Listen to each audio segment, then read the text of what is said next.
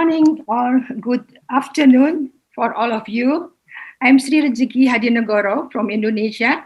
I am a member of ASEAN Dengue Voice and Action, or ADVA. I would like to welcome all of you on behalf of ADVA.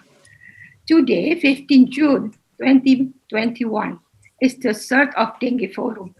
But today is also a special day, commemorating ASEAN Dengue Day and welcoming World Dengue Day. I want to give a short introduction to welcoming World Dengue Day. We have decades fighting with dengue in certain areas such as Asia and also Latin America. But nowadays, this disease has been spreading more than 100 countries in the world. So dengue become a public health threat. I think we all agree dengue is a complex disease, many aspects involved in combat dengue. Within today's dengue forum, we can notice how big the dengue problems and issues should be solved not only in Asian countries. We could see the progress in reducing the case fatality rate, but not for dengue morbidity. It's still high in some countries.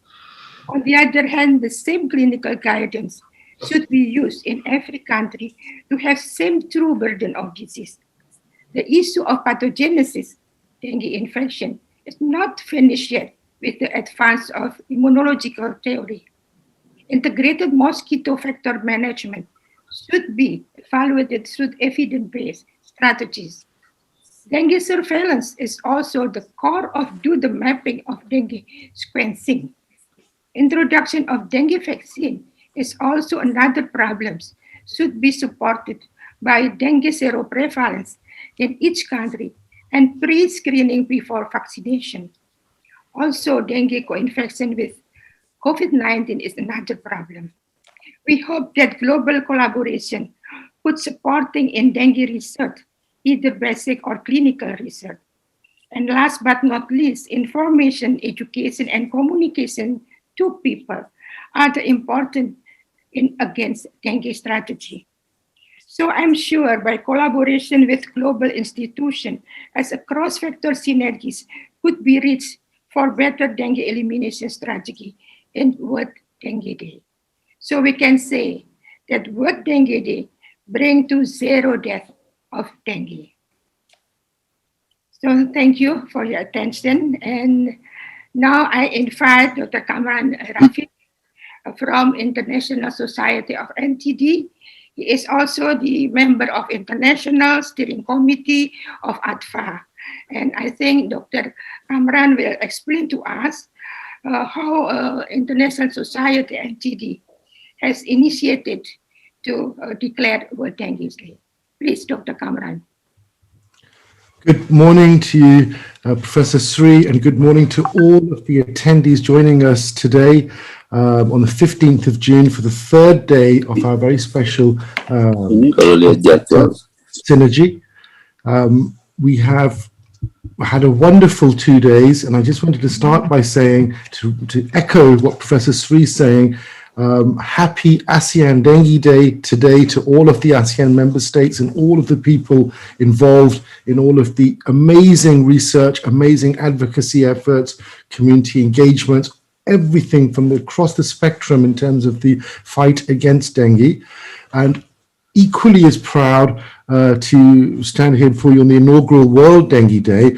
As Professor Sri had alluded to, we've been spearheading the kind of the advocacy, the push to call for an official World Dengue Day for the past 2 years now. We've built an international coalition, a dengue advisory group, which Professor Sri is. We're honored to have her on that, as well as many of the speakers that you've seen in the last couple of days. Through that consensus building, we've come to this kind of point now where we really feel, and it's evident in all of the presentations and all of the Q&A, the question and answer sessions at each of all of the sessions that we've had up to today, that we really do need a World Dengue Day. for all of the various efforts to kind of connect into across the world. The disease burden, obviously, it's heavily centered, as we've heard, in Indonesia, but also then outside of the ASEAN region, as it were. You have huge issues with dengue in Latin America, huge issues in Africa in terms of underdiagnosis, misdiagnosis. In Europe, we've already had, Professor Shea was saying, the explosive growth to over 100 countries in Europe. We've already had autotoconous cases in the last year and a half in Spain, in Italy, in France. Dengue is here to stay. That's a quote from one of the speakers in the panels yesterday, Dr. Richard Allen, from the CEO of the Mentor Initiative. Dengue is here to stay. And we really need to come together on this to kind of bring in all the various disciplines and really push forward cross-sector synergies. The synergies exist. The real issue is to connect those synergies and to leverage those synergies into partnerships and collaborations, whether that's at research side, whether that's within the community engagements that we have, whether that's in any of the disciplines. We need to come together, and that's exactly what the World Dengue Day is about. We spent a couple of days now speaking in terms of different sessions on dengue biomarkers, pathogenesis, establishing new horizons for dengue therapeutics and diagnostics, treatment strategies. We've looked at tackling dengue and preventing that through the road, in terms of the road to integrating vector control and surveillance into communities. We looked at how to build mitigation and resilience against future dengue threats. So from that, I'm really talking about the effects of climate change on vector distribution, disasters, emergency settings. And today, with all of the amazing things that are going on in terms of the sessions, and Professor Shri will talk you through those in a second, we'll have a panel later this evening, I think it's 7 o'clock SGT, in a few hours from now, looking at engaging communities worldwide to overcome dengue challenges and harness opportunities. And I think it's rightfully fitting that we've all had on consensus chosen the 15th of June.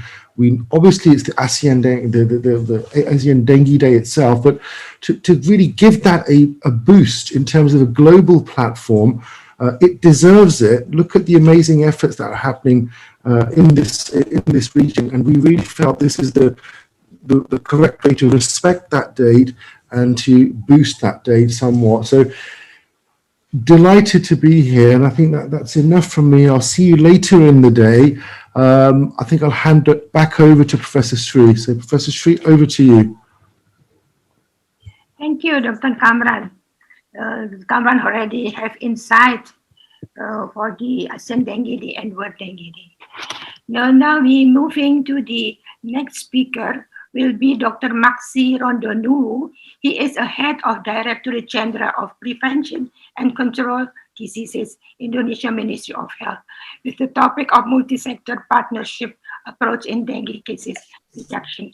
Please, Dr. Maxi, time is yours. Good afternoon, distinguished delegates.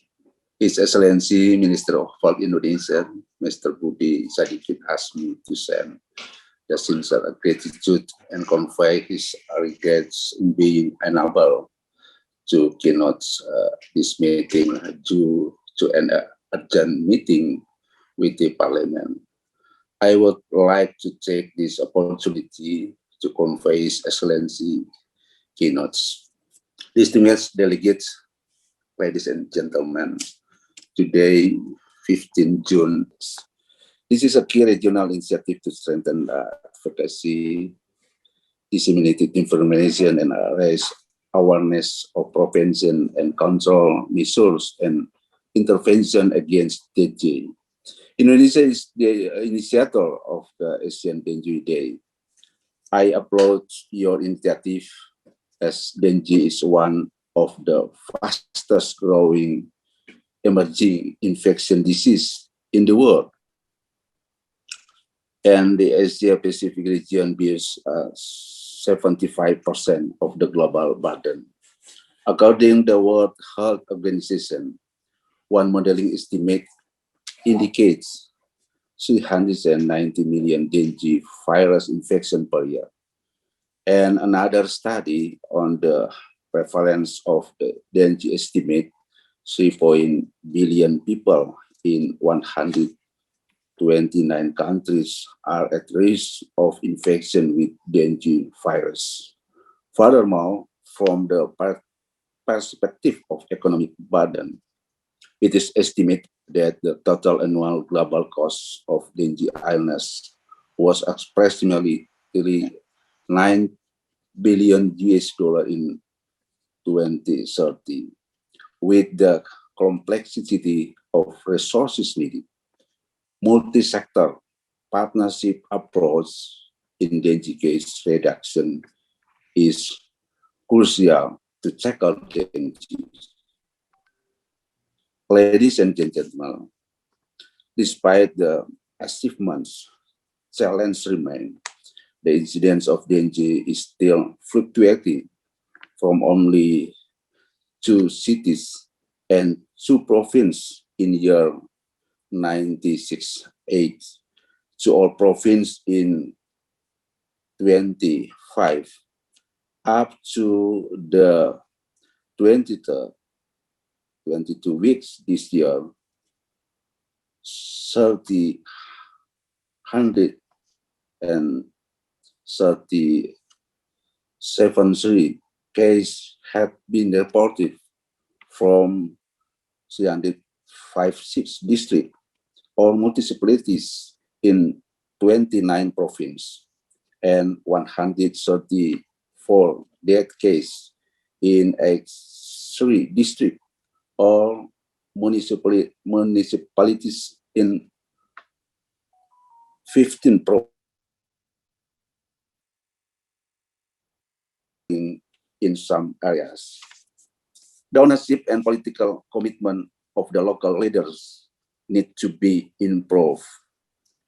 The NGO program is not a priority in most areas. Funding is still much depending on the central budget. When available, local funding is more focused to treating the outbreaks instead of prevention. It is from occurring. Inter-program collaboration and multi-sector participation does not work smoothly either. At present, our challenge in dengue prevention and control is the COVID-19. This is not merely to the pandemic per se, but the threat of cure or co-infection of dengue and COVID-19 in the communities.